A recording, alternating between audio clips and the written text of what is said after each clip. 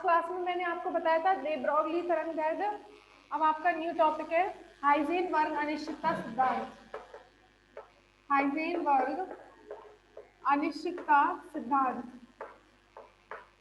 पढ़ा हुआ है शायद आप लोगों ने।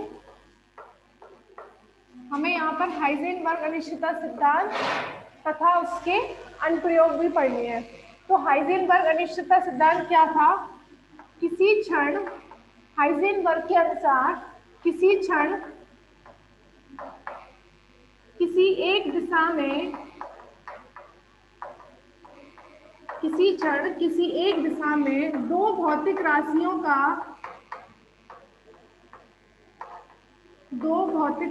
का यथार्थता के साथ मापन नहीं किया जा सकता। यथार्थता के साथ मापन नहीं किया जा सकता।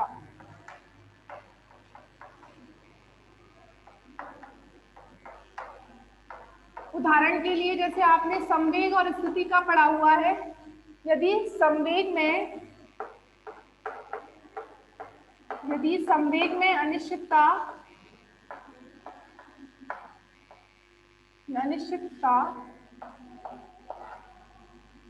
एक्स अक्ष के अनुदिश, मान लीजिए एक्स अक्ष के अनुदिश डेल्टा पी एक्स है। संवेग में अनिश्चितता मान लीजिए एक्स अक्ष के अनुदिश कितनी है? Delta p x. तथा स्थिति में अनिश्चितता है डेल्टा एक्स। स्थिति में अनिश्चितता है डेल्टा एक्स। तो हाइजेनबर्ग सिद्धांत से क्या होता है? Delta x dot delta p x is greater equal h cross by 2, जहां पर एच क्रॉस बाई 2 क्या है? एक कांस्टेंट है।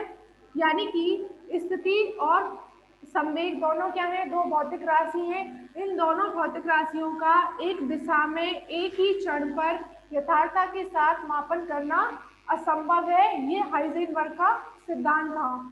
ठीक है। यदि स्थिति में अनिश्चितता आपकी शून्य है तो उस कंडीशन में संवेग में अनिश्चितता कितनी होगी?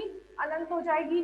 और यदि आपकी स्थिति में अनिश्चितता इंफिनिटी है तो संवेग में अनिश्चितता 0 होगी। इसका मतलब दोनों का मापन यथार्थता के साथ एक दिशा में एक ही क्षण पर करना असंभव है। ठीक है।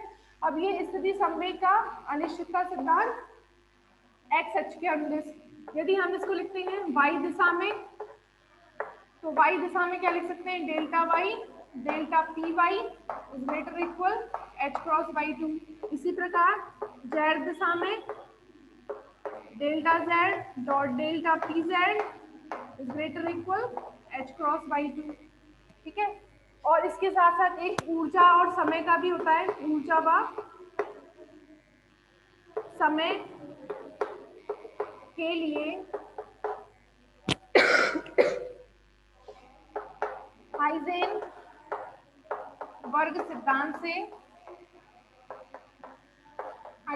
सिद्धांत से ऊर्जा, मान लीजिए ऊर्जा में अनिश्चितता है डेल्टा टी डेल्टा ई, समय में अनिश्चितता है डेल्टा टी, तो ये होता है एच क्रॉस बाई 2। ठीक है। एक होता है आपका कोणीय संवेग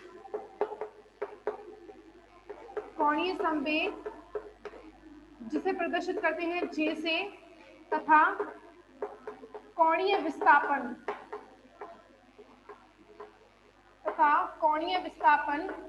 जिसे प्रदर्शित करते हैं थीटा से। थीटा के लिए हाइजेनबर्ग सिद्धांत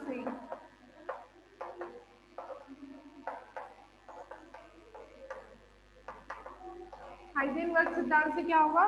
कोणीय संवेग में अनिश्चितता यदि मान लीजिए डेल्टा जे है, कोणीय विस्थापन में अनिश्चितता है डेल्टा थीटा, तो इन दोनों का multiply greater equal h cross by 2।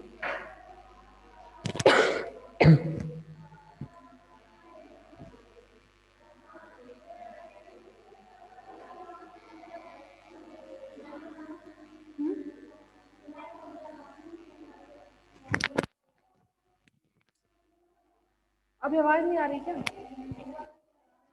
आवाज का कुछ नहीं है।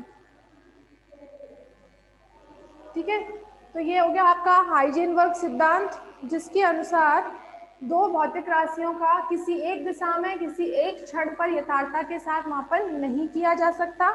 यहाँ पर जो मैंने h क्रॉस लिखा है, इस h क्रॉस की वैल्यू होती है 1.05 into 10 to the power minus 34।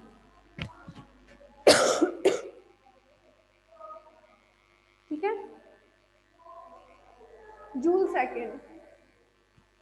h cross को लिखते हैं h अपॉन 2 पाई, और इसकी जब वैल्यू लिखेंगे, h का वैल्यू आपको पता है 6.64 into 10 to power minus 34, divide करेंगे 2 पाई से, तो ये वैल्यू आती है आपकी जूल सेकेंड।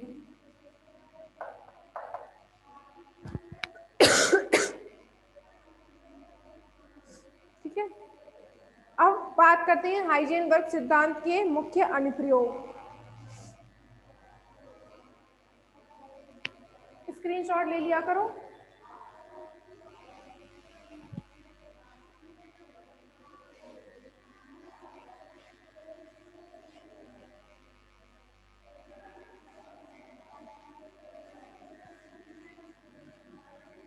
सिद्धांत के अनुप्रयोग।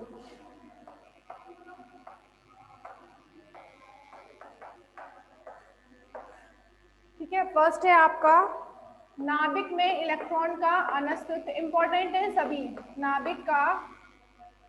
नाभिक में इलेक्ट्रॉन का अनअस्तित्व,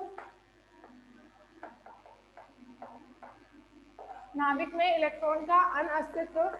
दूसरा है आपका सरल आवर्ती दोलक की मूल अवस्था ऊर्जा, सरल आवर्ती दोलक की मूल अवस्था ऊर्जा।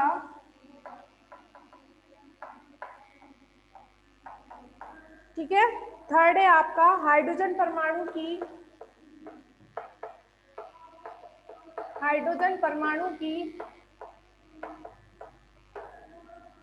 मूल अवस्था ऊर्जा, हाइड्रोजन परमाणु की मूल अवस्था ऊर्जा। थर्ड हो गया। फोर्थ है आपका वर्णक्रमीय रेखाओं का स्वाभाविक विस्तार,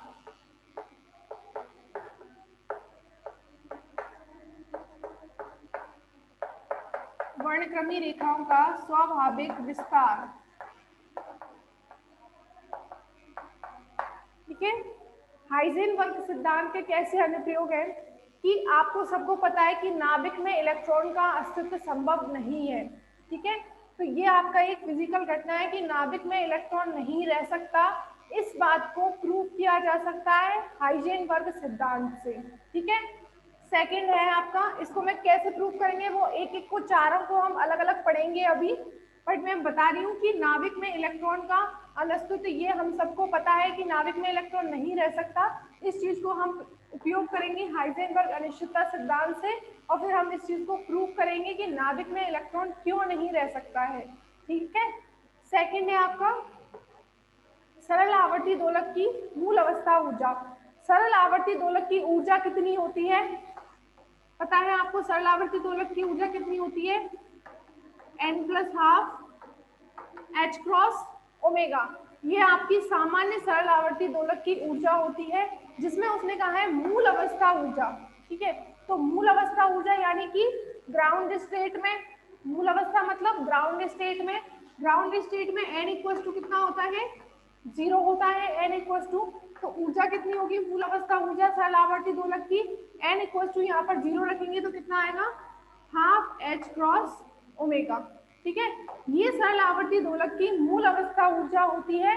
इसको प्रूव करेंगे हाइजेनबर्ग सिद्धांत का उपयोग करके। ठीक है, सरल आवर्ती दोलक की मूल अवस्था ऊर्जा होती है हाफ h क्रॉस ओमेगा। इस चीज को प्रूव करेंगे हाइजेनबर्ग सिद्धांत से।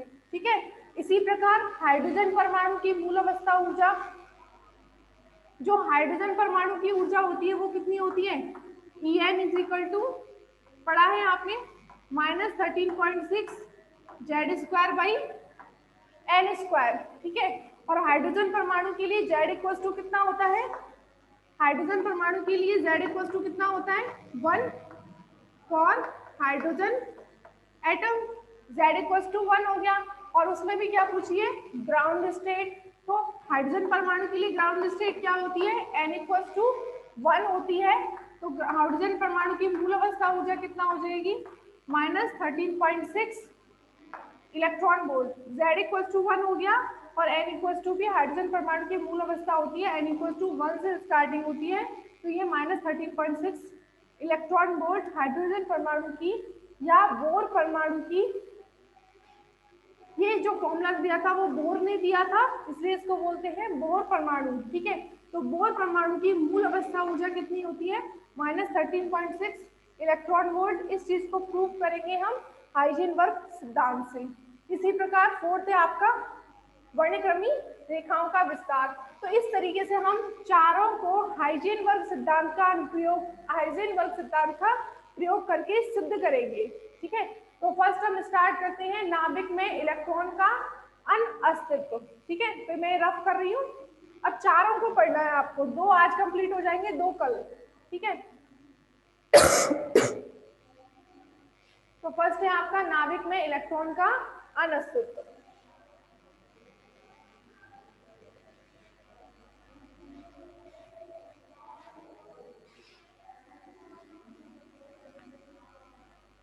नाभिक में इलेक्ट्रॉन का अनअस्तित्व।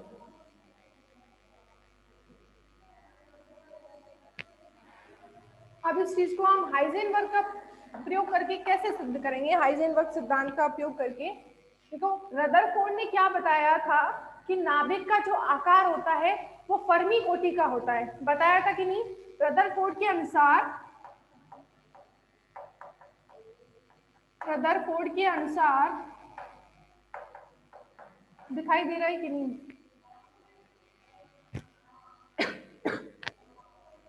ठीक है। रदरफोर्ड के अनुसार नाभिक में, नाभिक का आकार फर्मी कोटि का होता है। फर्मी मतलब 10⁻⁻15, फर्मी यानी कि 10⁻⁻15 कोटि का होता है। जब आप देखिए, हम पढ़ रहे हैं कि नाभिक में इलेक्ट्रॉन का अस्तित्व संभव क्यों नहीं है, तो देखिए जब नाभिक का आकार फर्मी कोटि का होता है तो नाभिक में यदि इलेक्ट्रॉन रहता है, अब हम ये मान के चल रहे हैं कि नाभिक में इलेक्ट्रॉन है, तो उस कंडीशन में उस इलेक्ट्रॉन की स्थिति में अनिश्चितता कितनी होगी, फर्मी कोटि की होगी ना, क्योंकि हम ये मानकर चल रहे हैं कि नाभिक के अंदर इलेक्ट्रॉन है। ठीक है, जब नाभिक के अंदर इलेक्ट्रॉन है तो उसके अंदर स्थिति में अनिश्चितता कितनी होगी, फर्मी कोटि की होगी, क्योंकि नाभिक का आकार कैसा है, फर्मी कोटि का है। अतः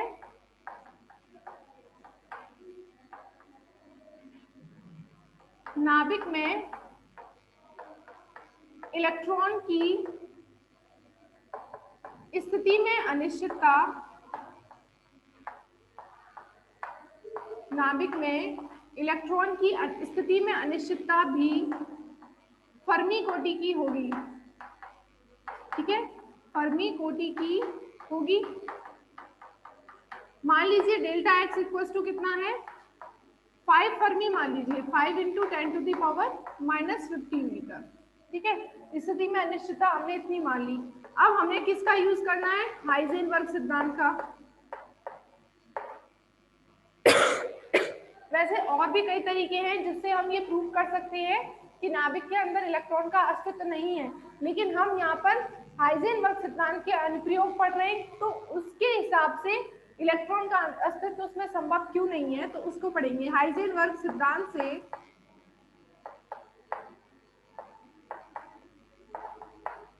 delta x, delta p x is greater equal कितना होता है, h×2।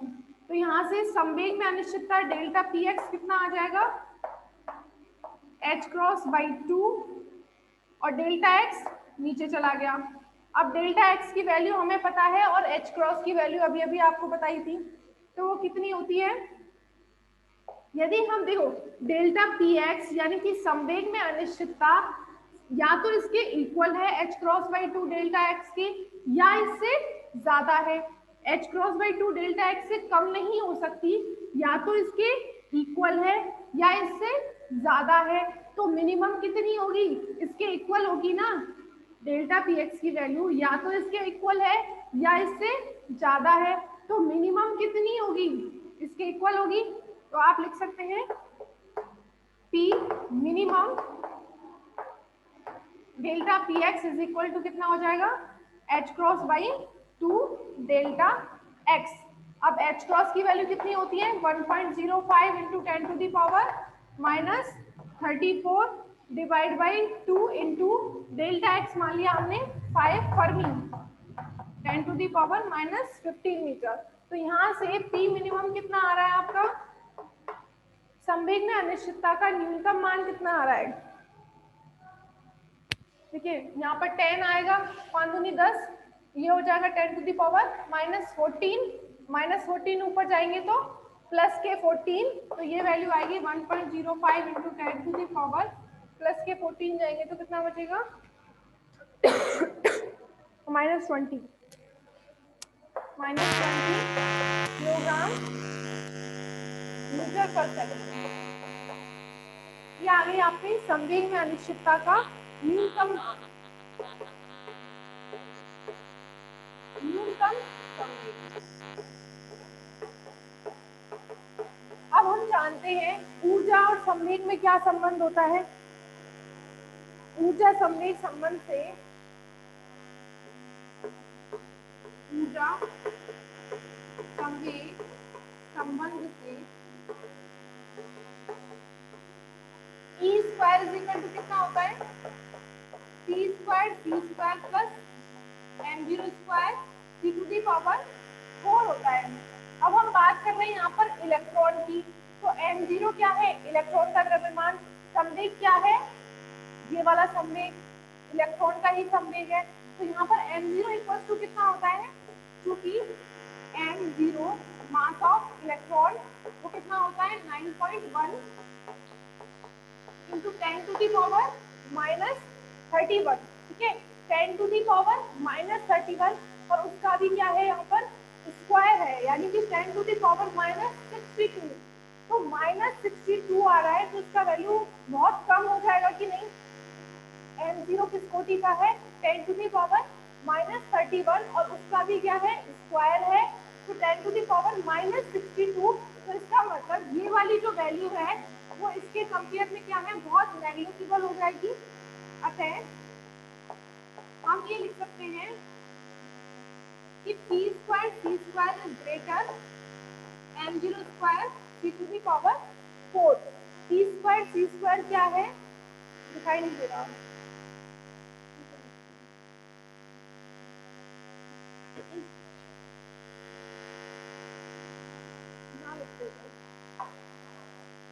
ठीक है, क्योंकि मास ऑफ इलेक्ट्रॉन है 10 टू दी पावर -31 का।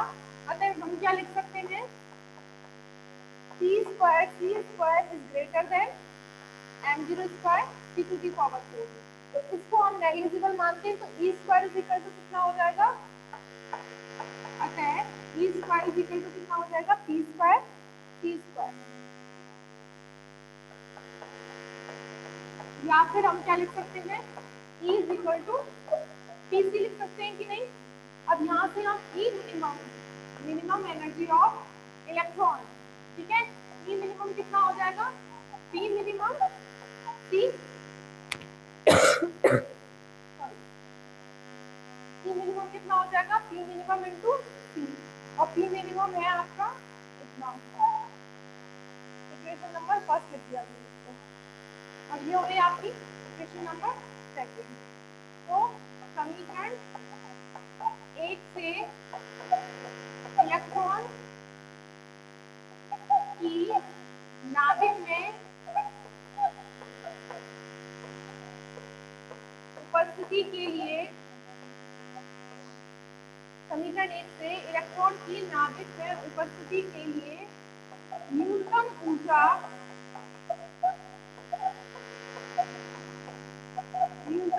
कितनी होनी चाहिए, E minimum is equal to, समीकरण 1 से P मिनिमम का मान रख लो। P मिनिमम का मान कितना है, 1.05 into 10 to the power -20 into C क्या है, velocity of light 3 into 10 to the power 8। ठीक है, तो अब इसको हल करेंगे तो पी मिनिमम कितना आ जा रहा है आपका, पी मिनिमम कितना आएगा,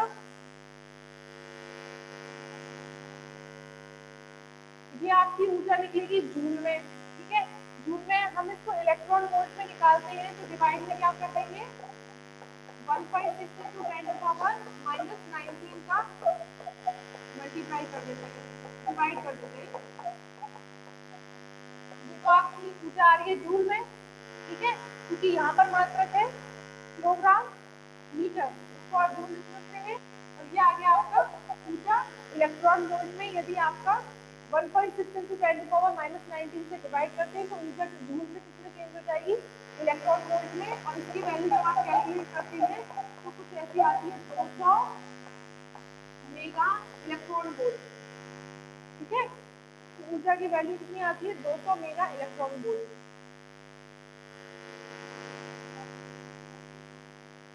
इसका मतलब क्या है कि जब इलेक्ट्रॉन नाभिक के अंदर उपस्थित होता है तो उसकी ऊर्जा कितनी होनी चाहिए, 200 मेगा इलेक्ट्रॉन वोल्ट उस इलेक्ट्रॉन की ऊर्जा होनी चाहिए। हम देखो क्या पढ़ रहे थे, नाभिक में इलेक्ट्रॉन का अनअस्तित्व। अब हमें ये पता है कि नाभिक के अंदर इलेक्ट्रॉन नहीं होता है, बट हम ये मानकर चल, इस चीज को प्रूव करने के लिए हम स्टार्टिंग में ये मानकर चले हैं कि मान लीजिए नाभिक के अंदर इलेक्ट्रॉन उपस्थित है। ठीक है, तो नाभिक के अंदर जब इलेक्ट्रॉन उपस्थित है और नाभिक का आकार फर्मी कोटि का होता है तो उसकी स्थिति में अनिश्चितता भी कितनी होगी, फर्मी कोटि की ही होगी। हमने इस स्थिति में अनिश्चितता डेल्टा एक्स इतना मान लिया। अब हाइजेनबर्ग सिद्धांत से संवेग में अनिश्चितता कितनी आ गई, delta p x equal to h cross by 2 delta x. ठीक है, एच क्रॉस का वैल्यू रख दिया और डेल्टा एक्स का वैल्यू रख दिया। अब हम बात करते हैं कि डेल्टा पी एक्स की वैल्यू या तो इस वैल्यू के इक्वल है या इससे ज्यादा है। तो मिनिमम कितनी होगी, जब वो इसके इक्वल है, क्योंकि बाकी तो क्या इससे ज्यादा है, तो मिनिमम क्या होगा, जब वो इसके इक्वल है। तो इक्वल है इसकी वैल्यू हमने कैलकुलेट की, वो इतनी आ गई। अब ऊर्जा संवेग सिद्धांत से हम जानते हैं E² = P² plus mg² the to the power 4। अब mg किसका द्रव्यमान है, इलेक्ट्रॉन का स्थिति तो पढ़ रहे, तो इलेक्ट्रॉन का द्रव्यमान होता है -31 10 टू दी पावर -31, उसका भी क्या है, स्क्वायर है। तो ये वैल्यू क्या है आपकी -61 के समथिंग, मतलब बहुत कम हो जाएगी कंपेयर टू P²। ठीक है, तो P² के कंपेयर में ये वैल्यू क्या है, कम है। तो आप इसको क्या मान सकते हैं, नेगेटिव। तो E² कितना आ जाएगा, P², या फिर E कितना लिख सकते हैं, Pc। ठीक है, और पी क्या है, यहाँ पर ई मिनिमम निकालते हैं तो ये कितनी हो जाएगी, पी मिनिमम। पी मिनिमम का मान मैंने समीकरण 1 से रखा है। ये संवेग का मान है इलेक्ट्रॉन का, जब वो इलेक्ट्रॉन नाभिक के अंदर है। तो ये ऊर्जा है जब इलेक्ट्रॉन नाभिक के अंदर है, तो उसकी न्यूनतम ऊर्जा कितनी आती है, 200 मेगा इलेक्ट्रॉन वोल्ट। अर्थात जब नाभिक के अंदर इलेक्ट्रॉन उपस्थित है तो उसकी न्यूनतम ऊर्जा कितनी होनी चाहिए, 200 मेगा इलेक्ट्रॉन वोल्ट। लेकिन प्रैक्टिकली ये देखा गया कि इलेक्ट्रॉन की जो ऊर्जा होती है वो सिर्फ 2 से 3 मेगा इलेक्ट्रॉन वोल्ट होती है। ठीक है, ये प्रैक्टिकली ऑब्जर्व किया गया कि जो इलेक्ट्रॉन की ऊर्जा होती है वो सिर्फ 2 से 3 मेगा इलेक्ट्रॉन वोल्ट होती है। और यदि हम ये मानकर चलते हैं कि नाभिक के अंदर इलेक्ट्रॉन उपस्थित है तो कैलकुलेशन करने पर हमें ये आता है कि उसकी न्यूनतम ऊर्जा 200 मेगा इलेक्ट्रॉन वोल्ट होती है, जो कि क्या है, गलत है। इसीलिए हम ये कहेंगे कि इलेक्ट्रॉन का नाभिक में उपस्थित होना असंभव है। ठीक है, अब ये कैसे पता चला कि इलेक्ट्रॉन की ऊर्जा जो है 2 से 3 मेगा इलेक्ट्रॉन वोल्ट होती है, ये हमें पता चला अस्थायी नाभिक। अस्थायी नाभिक मतलब जो रेडियो एक्टिव होते हैं, रेडियो एक्टिव एलिमेंट होते हैं। आपने पढ़ा है कि जो रेडियो एक्टिव या अस्थायी नाभिक होते हैं उनसे क्या होता है, अल्फा बीटा गामा डिके होता है। ठीक है, ये चीज आपने पढ़ी है कि जो आपके अस्थायी या रेडियो एक्टिव तत्व होते हैं उनका क्या होता रहता है, क्षय होता रहता है। तो जैसे मान लीजिए कोई भी रेडियो एक्टिव एलिमेंट है, उससे बीटा क्षय होना, आइंस्टाइन नाभिक से यदि बीटा 6 होता है तो बीटा 6 एक्चुअली क्या होता है, बीटा 6 दो प्रकार से होता है, बीटा प्लस 6 और beta minus 6। Beta minus particle कौन सा होता है, इलेक्ट्रॉन होता है, और बीटा प्लस पार्टिकल होता है पॉजिट्रॉन।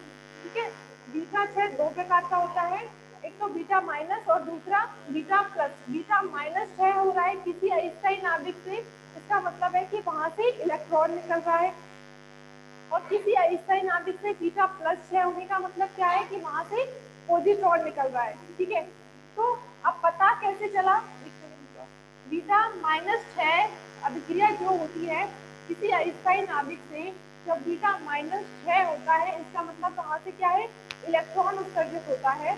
तो जब इलेक्ट्रॉन उत्सर्जित होता है तो बीटा 6 अभिक्रियाओं से हमें ये पता चला कि इलेक्ट्रॉन की जो ऊर्जा होती है वो कितनी होती है, 2 से 3 मेगा इलेक्ट्रॉन वोल्ट होती है। ठीक है, अस्थायी नाभिकों की बीटा 6 अभिक्रियाओं से इलेक्ट्रॉन का उत्सर्जन होता है, और उस इलेक्ट्रॉन उत्सर्जन में इलेक्ट्रॉन की ऊर्जा जो होती है वो 2 से 3 मेगा इलेक्ट्रॉन वोल्ट होती है। अतः, और जबकि यहाँ पर इलेक्ट्रॉन की ऊर्जा कितनी आ रही है, 200 मेगा इलेक्ट्रॉन वोल्ट, जो कि संभव नहीं है। इसलिए हम कह सकते हैं कि नाभिक में इलेक्ट्रॉन का अस्तित्व संभव नहीं है। ठीक है, तो ये आप स्क्रीनशॉट ले लो, नोट कर लो और रिकॉर्ड कर लो।